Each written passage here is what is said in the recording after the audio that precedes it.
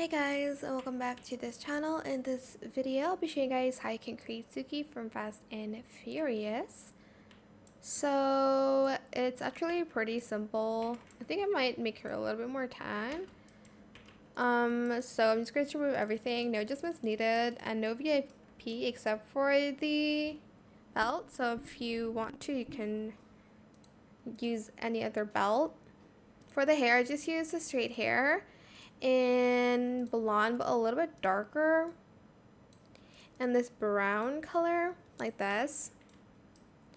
And then for the outfit, I use this one in this pink color, and then this one in this purple color in matte. For the pants, I use these shorts in mini shorts. For the pants, I did use the Cowboy set for this in like white and pink. This pink. Then for the shoes, I use these boots in just all black. Then for the belt, I'm just going to grab this one. I'm going to color it this color, this pink color, and I'm going to leave that part gray.